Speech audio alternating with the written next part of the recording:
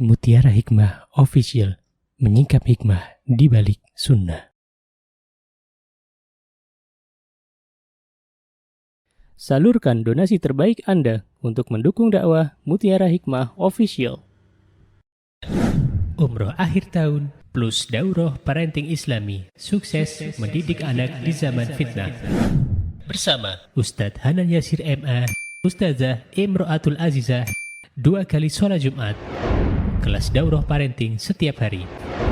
Konsultasikan dan daftarkan diri Anda sekarang juga. Mau haji yang gak pakai antri? Daftar sekarang, insya Allah 2024 berangkat. Gratis keberangkatan umroh sebelum haji. Dibersamai oleh Ustadz Hanan Yasir dan juga Ustazah Imro'atul Azizah.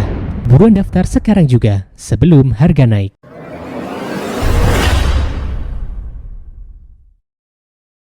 Teman-teman yang saya cintai karena Allah, kita akan melanjutkan kembali kajian kitab Nasihati lin Nisa pada kesempatan yang berbahagia ini, karya Ummu Abdillah Al-Wadi'iyah hafidhahallah ta'ala. Semoga Allah subhanahu wa ta'ala memberikan kepada beliau keberkahan di dalam kitab yang beliau telah tulis ini, dan semoga Allah subhanahu wa ta'ala menjadikan apa yang beliau tulis menjadi ilmu yang bermanfaat. Kita dimudahkan untuk bisa mengamalkannya, dan semoga Allah subhanahu wa ta'ala mengaruniakan untuk beliau kebahagiaan di dunia dan di akhirat.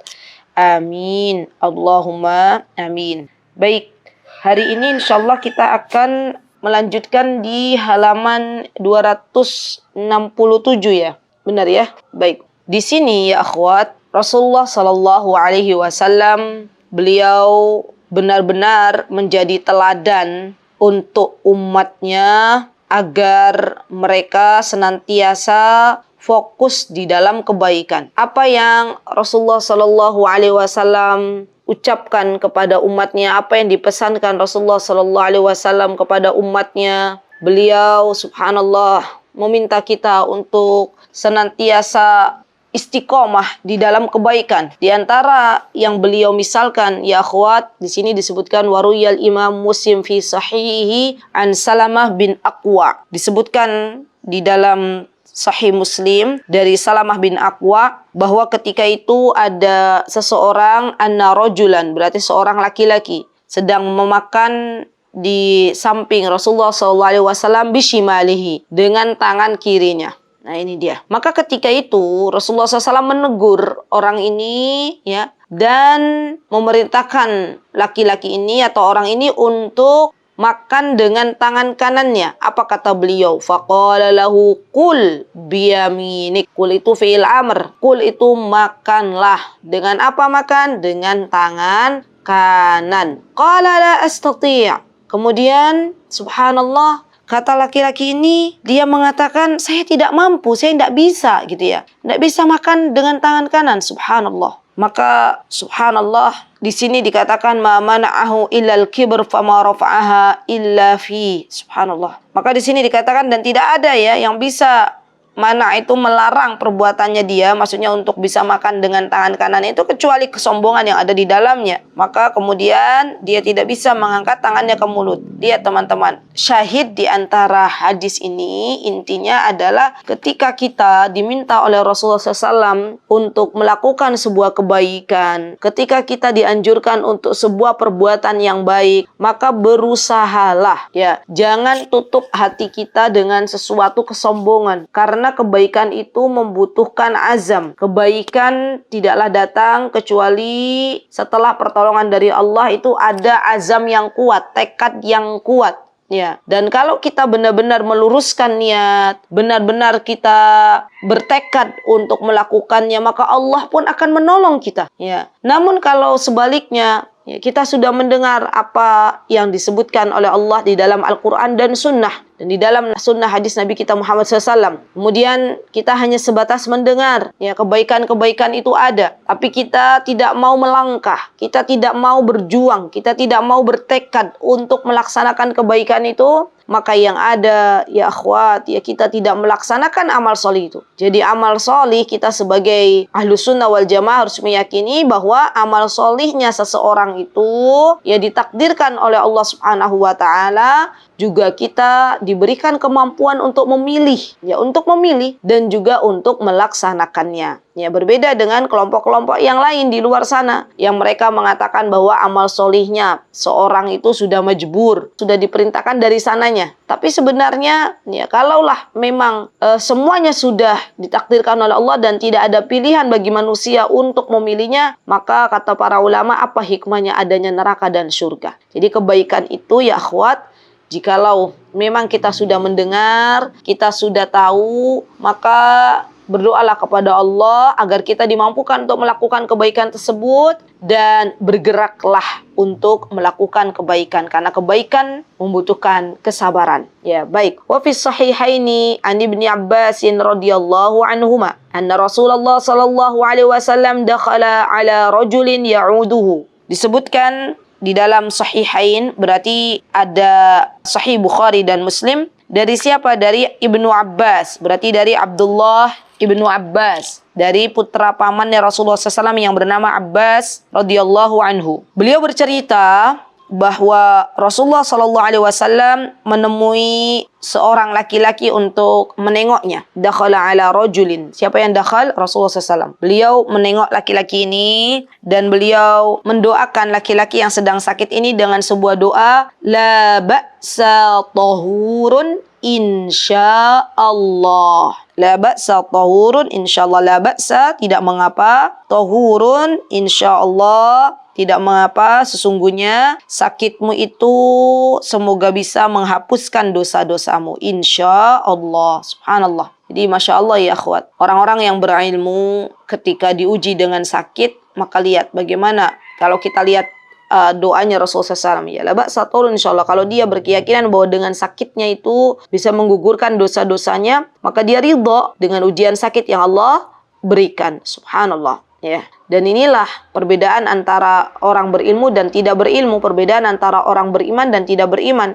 Ya, kalau ada orang tidak beriman diberikan ujian, ya, ujian sakit, maka biasanya dia tidak menerima setulusnya karena dia tidak beriman kepada Allah. Dia tidak tahu kalau di akhirat nanti ada balasan yang Allah akan berikan kepada orang-orang yang sabar. Ya, begitu pula orang-orang yang belum berilmu, ketika diberikan ujian sakit yang ada adalah mengeluh. Namun orang yang berilmu dia yakin bahwa apa yang Allah takdirkan itu adalah yang terbaik. Allah akan berikan pahala atas kesabaran di dunia. Faqala kalla bal humma tafur. Ya Masya Allah. Ketika Rasulullah SAW menengok laki-laki ini, maka Rasulullah mendoakan, dan ini diantara adab ketika kita menengok orang yang sedang sakit. Subhanallah teman-teman. Jadi menengok orang sakit itu diantara adabnya adalah mendoakan. Ya, jadi jangan sampai kita hanya datang, berkunjung, kemudian sudah selesai pulang. Coba lihatlah bagaimana Rasulullah SAW mengajarkan kepada kita.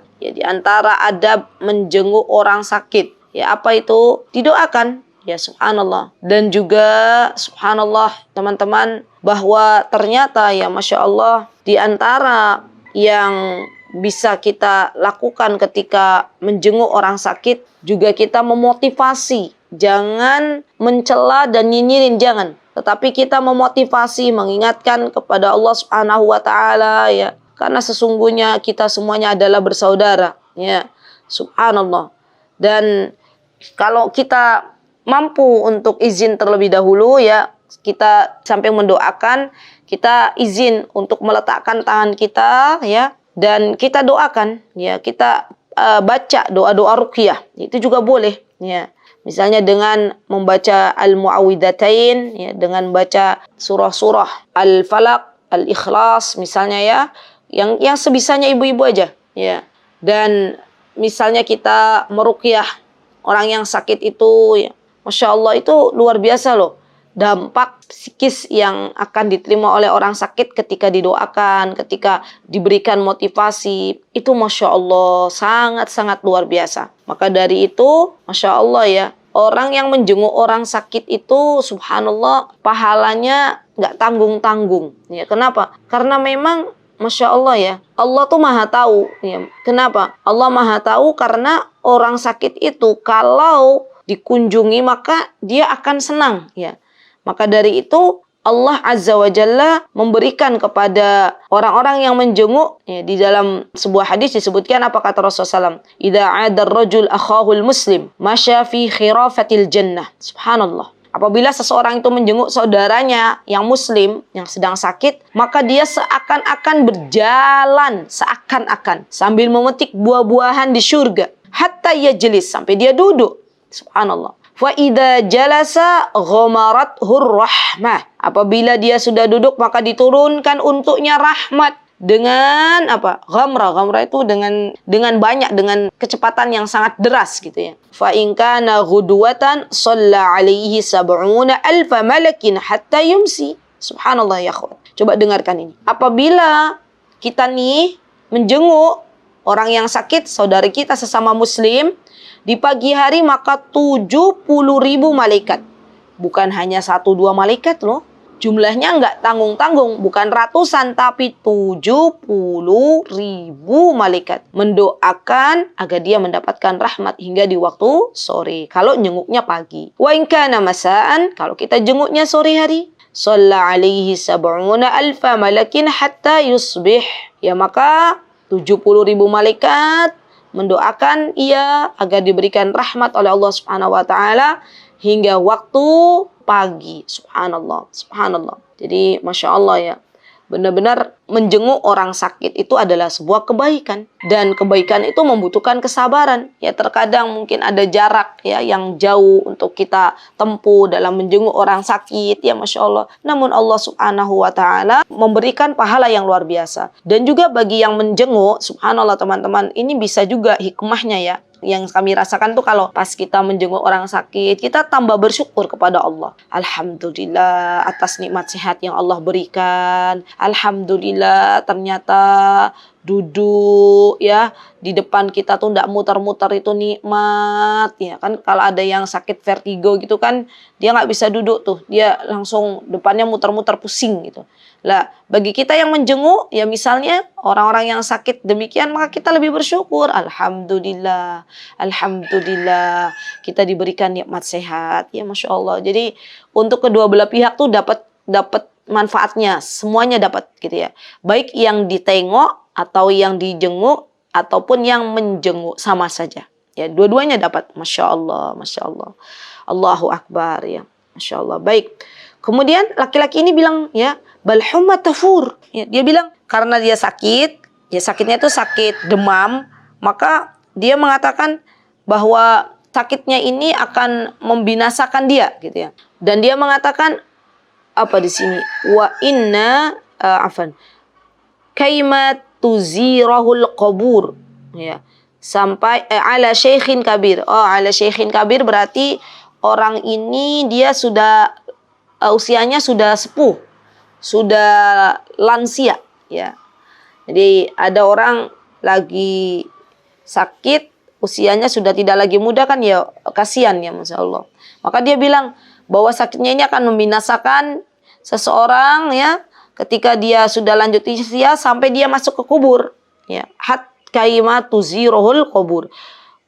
Qala Nabi SAW, fana'am idzan. Ya, maka Rasulullah mengatakan benalah apa yang kamu duga. Subhanallah. Maka di sini syahidnya di bawahnya nih. Apa kata Ummu Abdillah? Fa hurrima da'watun Nabi SAW wa hakadha kullu man khalafa as-sunnah fa innahu yahrumu khairan katsiran. Kata Ummu Abdillah, karena ini kakek-kakeknya ini dia telah berburuk sangka ya.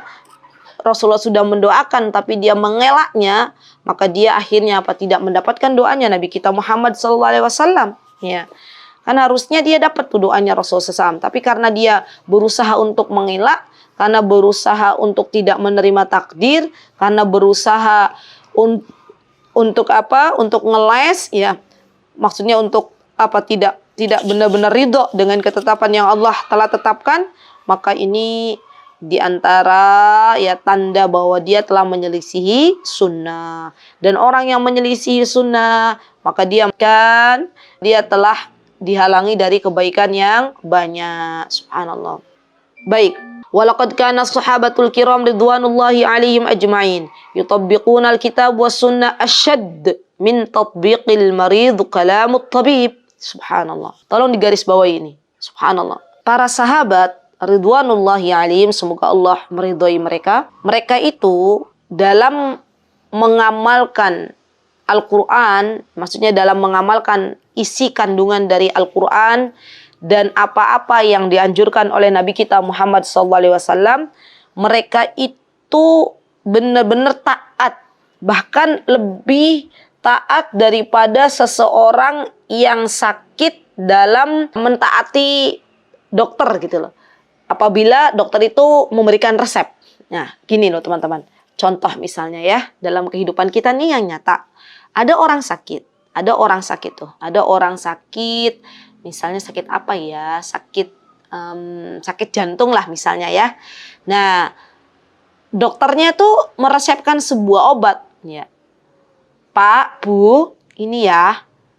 Nanti resep ini tolong ditebus di apotek ya. Dan ini tolong resepnya yang ini gitu ya. Coba, saya mau tanya ke ibu-ibu di sini.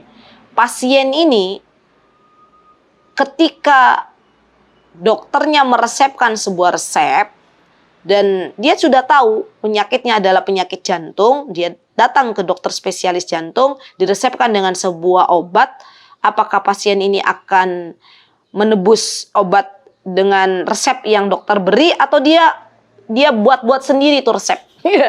Pasti kan akan apa? Jawabannya apa? Ini ibu-ibu bisa nulis nggak sih teman-teman? Apa Kak Welin aja yang bisa nulis? Mbak Atun, bisa nulis nggak teman-teman yang lain? Ada. Di chat, di ruang chat. Bisa? Apa di setting hanya Kak Welin? Nanti khawatir terganggu menulis itunya Ustazah, fawaidnya Ustazah. Oh iya, oke, baiklah. Jadi kan intinya gini ya teman-teman, Masya Allah. Seseorang itu ketika diresepkan oleh dokter dengan sebuah resep, pasti nurut itu. Kenapa? Karena dia tahu dokter itu yang lebih mengetahui obat yang cocok untuk penyakitnya. Sama, kita pun harus memiliki keyakinan itu. Bahwa yang lebih mengetahui dari agama Islam yang mulia ini dan untuk mendapatkan kebahagiaan di dunia dan di akhirat adalah Allah dan Rasulnya. Maka apapun yang diresepkan oleh Rasulullah, apapun yang dianjurkan oleh Rasulullah, kita ikuti. Jangan coba-coba bikin resep sendiri. Jangan coba-coba bikin amal sholih atau ibadah ya dengan sesuatu yang tidak dianjurkan oleh Rasulullah. Kenapa? Karena kalau kita melakukan sesuatu yang tidak dianjurkan oleh Rasulullah, seperti pasien menebus obat yang tidak diresepkan oleh dokter. Ya subhanallah. Apa nanti ininya, efeknya, dampaknya? Ya penyakitnya tambah, ya kan? Dan dia sudah di luar jalur. Pasien saja tahu agar Allah Azza wa Jalla sembuhkan dari penyakitnya, maka dia harus nurut ke dokter. Ikhtiarnya apa? Dengan nurut ke dokter. Bagaimana dengan kita sebagai seorang hamba Allah, umatnya Nabi kita Muhammad SAW, harusnya lebih nurut lagi kepada Allah dan Rasulnya. Maka para sahabat ridwanullahi alaihim, mereka adalah orang-orang yang sangat patuh kepada apa-apa yang telah diatur di dalam Al-Quran dan di dalam As-Sunnah, di dalam hadis-hadis Nabi kita Muhammad SAW. Dan mereka mendapatkan kebahagiaan di dalam kehidupan sebagaimana yang kita lihat di dalam sejarah para sahabat ridwanullahi alaihim. Maka mari kita mencontoh para sahabat dalam mentaati Allah dan Rasulnya, karena sesungguhnya mereka telah mendahului kita dan mereka adalah contoh atau bukti untuk kehidupan kita yang perlu kita ikuti. Baik. Kemudian di sini disebutkan qala al-Imam al-Bukhari rahimahullahu taala, haddatsana Abdullah bin Maslamah an Malik an Abdullah bin Dinar an Abdullah bin Umar radhiyallahu anhuma qala kana Rasulullah sallallahu alaihi wasallam yalbasu khataman min dhahab fanabadahu faqala la albasuhu abadan fanabadan nas khatimahum. Masyaallah.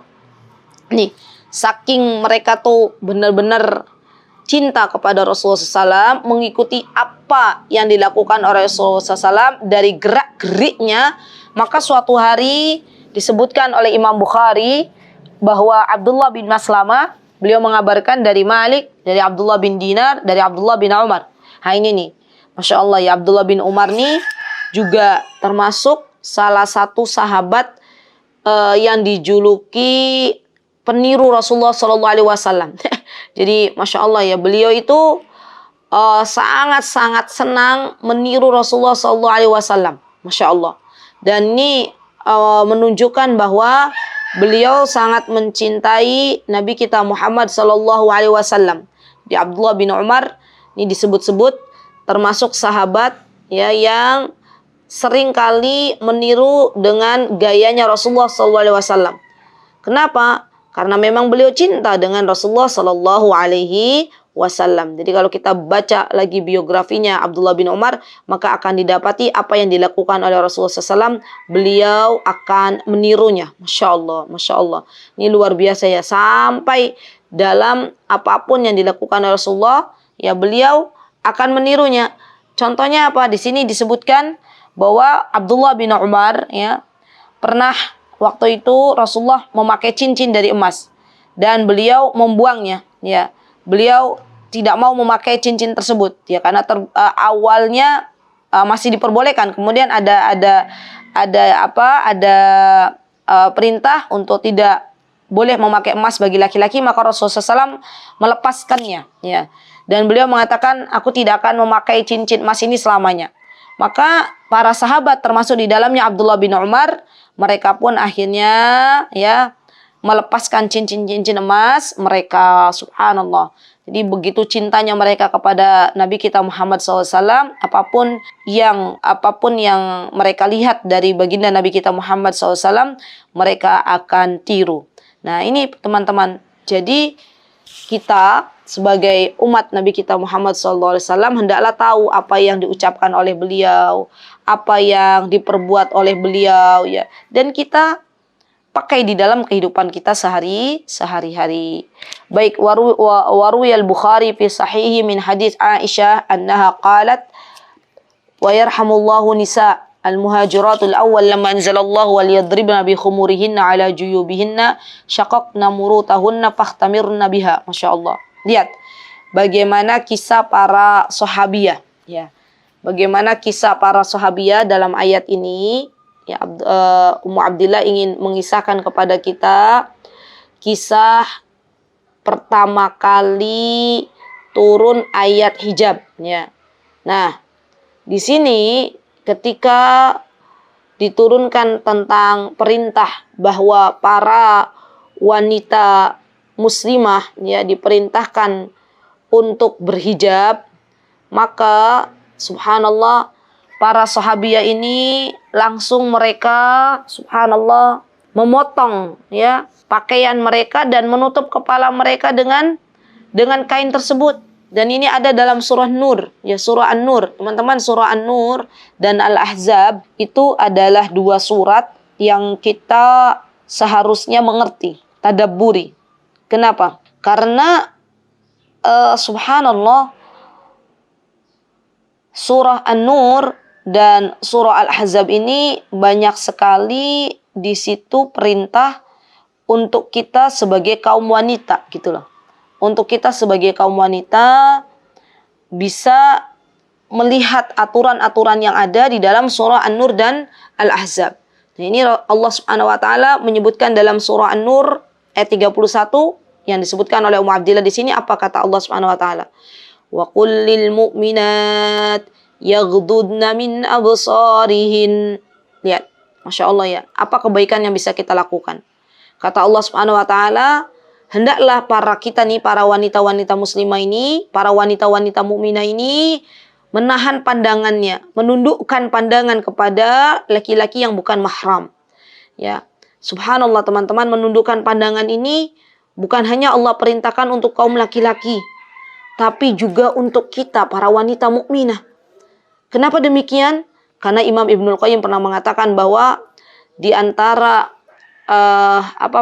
pintu terbukanya maksiat, di antara awal terbukanya maksiat itu pintunya dari sebuah pandangan. Subhanallah, kalau seseorang tidak bisa menjaga pandangannya, maka dia biasanya akan melihat sesuatu yang tidak diperbolehkan oleh Allah dan jatuhlah kepada kemaksiatan kepada Allah Subhanahu wa taala. Jadi menjaga pandangan itu baik. Ya, kalau kita pengen suami kita dijaga pandangannya oleh Allah, tidaklah beliau-beliau memandang kecuali sesuatu yang Allah halalkan, maka mulailah dari dalam diri kita terlebih dahulu. Ya, kita menundukkan pandangan, melihat kepada sesuatu yang Allah Azza wa Jalla halalkan saja dan menjauhkan hal-hal yang tidak Allah halalkan.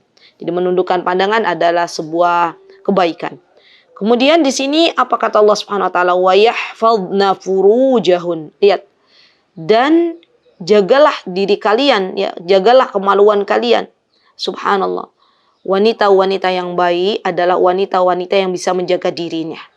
Di zaman kita sekarang ini dengan banyaknya pelakor, ya, apa pelakor itu, perebut laki orang, ini menunjukkan adanya wanita-wanita yang tidak baik. Subhanallah. Ya. Maka dari itu ya teman-teman, Masya Allah ya, wanita-wanita yang bisa menjaga diri di zaman yang penuh fitnah ini, di zaman yang subhanallah syahwat menyambar-nyambar, syubhat menyambar-nyambar. Wanita-wanita yang benar-benar menjaga dirinya itu ya Allah, wanita yang langka gitu ya di zaman sekarang ini. Wanita yang Masya Allah, wanita yang wanita yang juara gitu di hadapan Allah.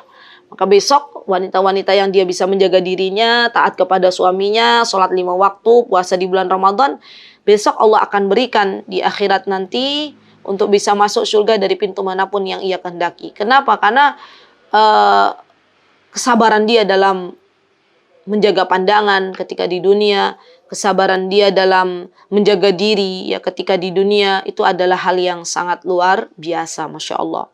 Kemudian di sini apa? Disebutkan dalam surah An-Nur, wala yubdina zinatahun, ya. Wala yubdina zinatahunna illa ma dhahara minha.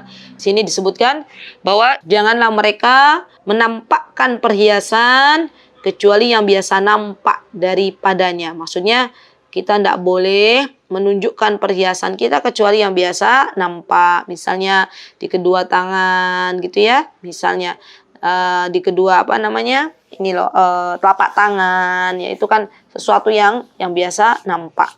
Taib. Kemudian wal yadribna bi khumurihinna ala juyubihin. Nah ini nih syahid dari diturunkannya ayat pertama untuk perintah kita berhijab.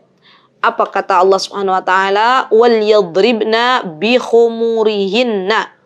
Wal yadribna, dan hendaklah kaum wanita, orang-orang beriman itu menutupkan kain kerudung, ya kain apa saja, kemana? Ke dadanya, sampai ke dadanya gitu ya. Wala yubdina zinatahunna illa li bu'ulatihinna, dan janganlah mereka menampakkan perhiasan kecuali bu'ul. Bu'ul itu azwaj, ya kecuali kepada suami-suami mereka. Masya Allah.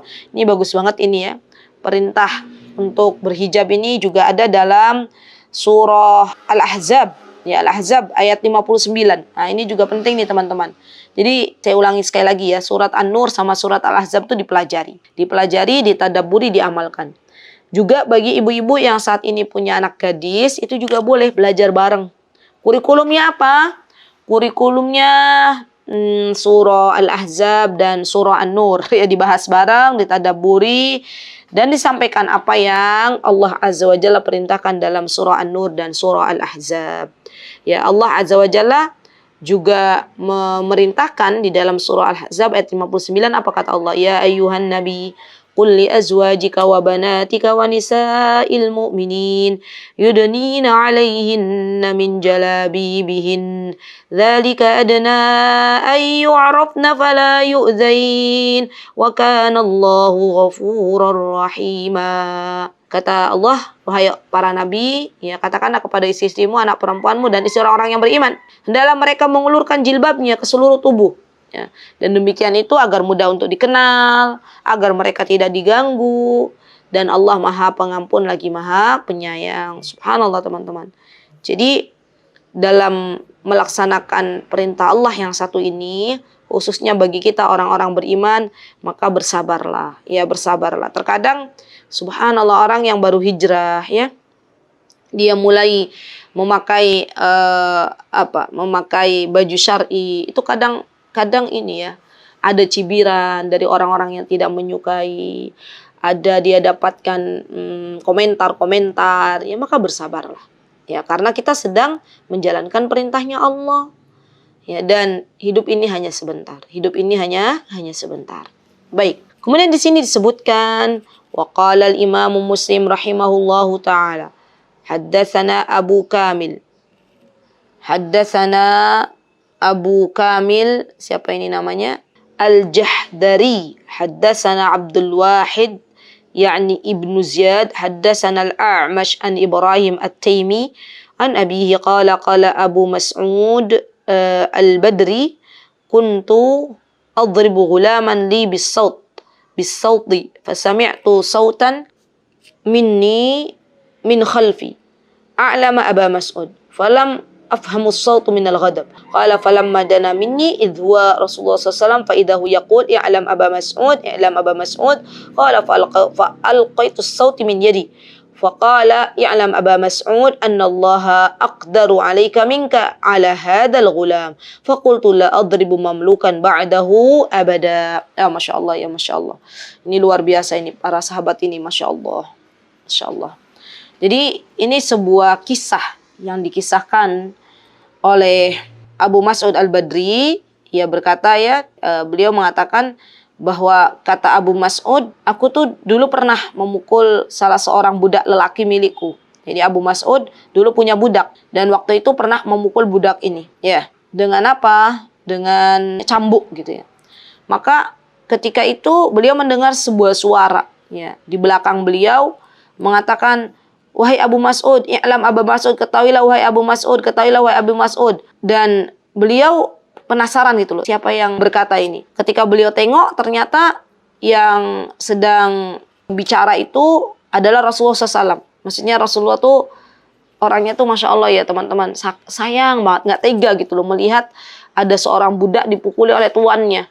Maka beliau ya berkata kepada Abu Mas'ud, ya alam Abu Mas'ud ya, wahai Abu Mas'ud, wahai Abu Mas'ud. Jadi beliau Masya Allah ya, saya tuh bayangin ya sallallahu alaihi Muhammad wa alaihi Muhammad. Beliau tuh seorang yang sangat-sangat perasa gitu ya, seorang yang sangat-sangat sayang kepada sesama hamba Allah. Ya sampai-sampai beliau nggak tega melihat seorang budak dipukuli oleh tuannya. Dan beliau berkata, ya wahai Abu Mas'ud, ya wahai Abu Mas'ud. Subhanallah. Dengan kata-kata itu, ya Rasulullah tuh baru cuman bilang, wahai Abu Mas'ud, wahai Abu Mas'ud, ya subhanallah. Kemudian Abu Mas'ud akhirnya melepaskan cambuk itu dari tangan beliau, ya subhanallah. Dan Rasulullah mengatakan, ketahuilah wahai Abu Mas'ud, ya subhanallah, Allahu Akbar. Ini ya nasihat yang sangat berharga. Kata Rasulullah, annallaha aqdaru 'alaika minka 'ala hadzal ghulam.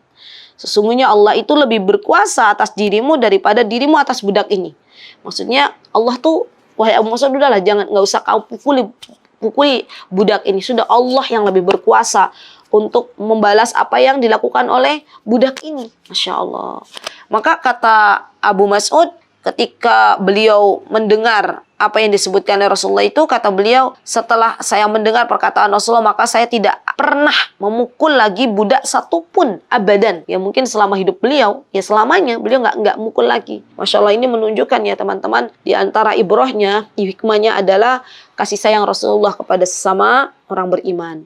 Yang kedua, begitu patuhnya para sahabat ya kepada apa yang mereka dengar dari baginda Nabi kita Muhammad SAW. Masya Allah ya. Di luar biasa mereka tuh benar-benar kalau memang itu dari Rasulullah mereka akan taat, sami'na wa ata'na. Masya Allah.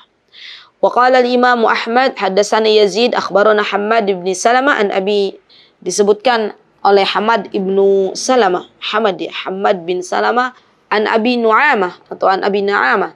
Sebentar, saya lihat di buku aslinya. An Abi Na'amah an Abi Nadra an Abi Sa'id al-Khudri anna Rasulullah SAW shalla fa khala'ana alaih. Subhanallah.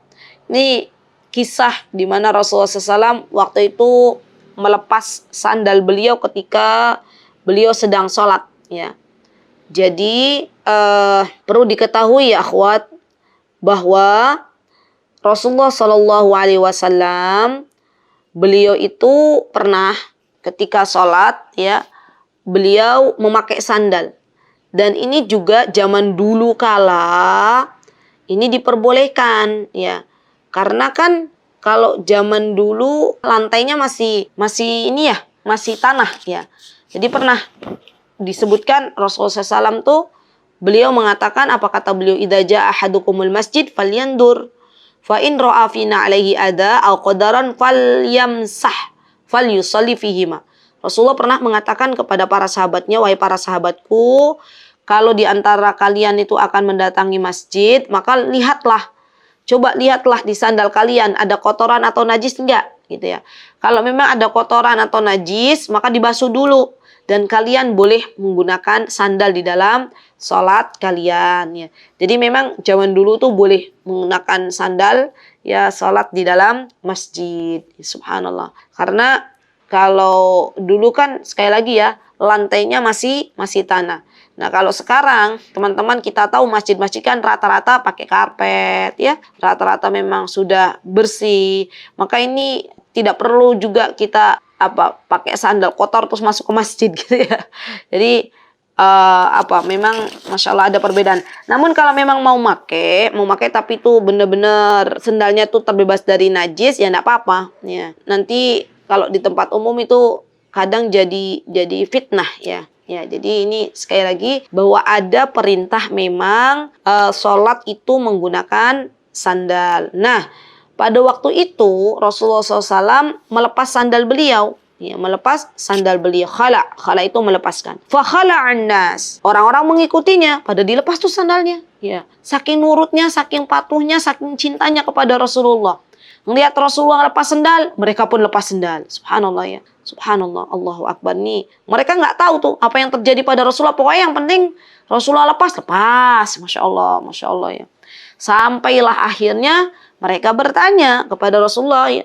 Ketika selesai sholat, mereka bertanya, ya Rasulullah, lima khala'tum ni'alakum? Ya. Faqalu ya Rasulullah, Rasulullah tanya dulu ke para sahabat, kenapa kalian tuh melepas sandal kalian gitu ya? Maka kata mereka, ya Rasulullah, ra'ainaka khala'ta fa khala'na. Kami tuh melihat engkau tuh melepaskan sandal, maka kita lepas deh sandal kita, gitu ya, Masya Allah. Kemudian Rasulullah menjelaskan kenapa Rasulullah tuh lepas sandal, kok kalian ikut-ikutan. Kata Rasulullah, inna Jibrila atani fa akhbarani anna bihi ma khabasan. Kata Rasulullah, Jibril memberitahukan kepadaku kalau sandalnya Rasulullah itu terdapat ada najisnya.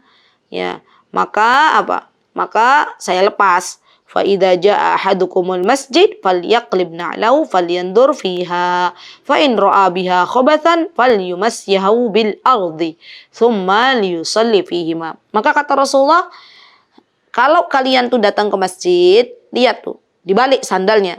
Ya, di balik sandalnya dilihat apakah ada najis atau tidak. Kalau ada najis diusap di tanah, dihilangkan dulu najisnya. Ya, agar dia bisa digunakan sandalnya untuk sholat ya, Masya Allah. Jadi ini ya teman-teman, termasuk di antara menghilangkan najis bagi teman-teman yang mungkin pakai bajunya terjulur ke tanah itu ya dengan diusapkan ke tanah. Jadi ketika ada orang yang bajunya tuh mungkin ngelewer gitu bahasanya ke tanah gitu. Nah itu ketika disapu ke tanah itu maka dia juga akan hilang ya. Baik. Walimazid unduri al-ilhadul di sini. Dan ada tambahan kata Ustazah Ummu Abdillah, kalau pengen kita lihat lagi maka ada kitabnya Syekh Muqbil rahimahullahu taala lil walid, namanya Al-Ilhad Al-Khumaini fi Ardil Haramain. Masya Allah ya. Jadi ada tahta unwan istislamuhum li syar'illah. Ada bagus judulnya istislamuhum li syar'illah. Masya Allah. Kemudian kata Mu'adillah, wa innal hayatul yawm la tusa'id al istiqamah. Farubba abin yamna'u waladahu min al-i'tisamu bid-din. Wa yaruhada tashaddudan wa takhallufan. Wa rubba ummu kadhalik.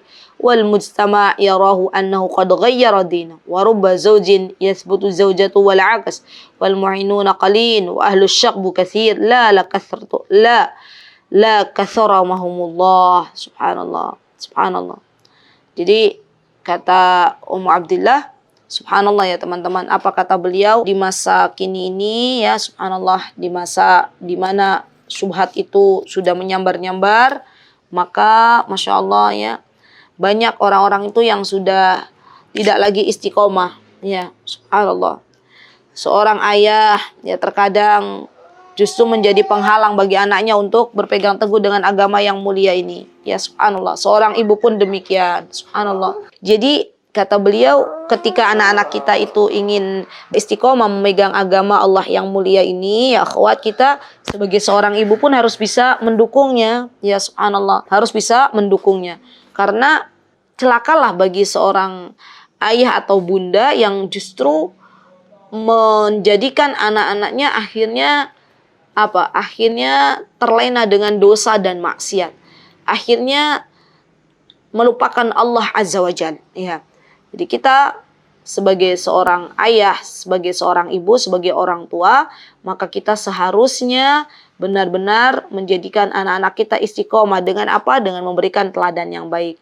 Ketika anak-anak kita ingin berbuat kebaikan, ya maka kita dukung, ya. Kita apresiasi. Kenapa? Karena kita itu terkadang lebih banyak mengapresiasi dari bagian akademik yang telah anak-anak kita raih daripada kebaikan itu sendiri. Ya subhanallah. Jadi apapun kebaikan yang dilakukan oleh anak-anak kita, teman-teman, maka mari kita hargai, karena kebaikan itulah yang akan menjadi amal jariah bagi kita sebagai orang tuanya. Ya. Kalau anak kita melakukan kebaikan dari apa yang kita ajarkan, kita sudah meninggal dunia, maka kita akan mendapatkan pahalanya. Masya Allah. Dan dalam membersamai anak-anak itu butuh ilmu. Dalam membersamai buah hati itu kita semua butuh ilmu. Dan saya ajak diri saya, ya saya pun masih banyak belajar.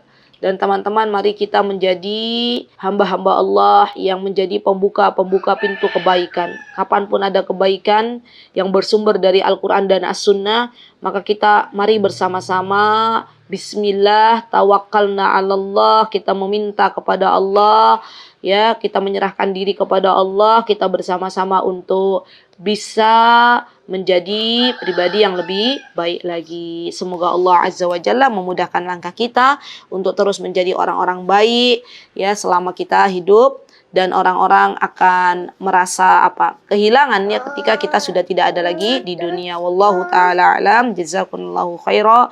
Insyaallah sampai di sini dicukupkan untuk kajian pagi hari ini. Jazakumullahu khair, barakallahu fikum. Aqulu qouli hadza wa astaghfirullah li wa lakum wa akhiru da'wana alhamdulillahirabbil alamin. Wassalamualaikum warahmatullahi wabarakatuh.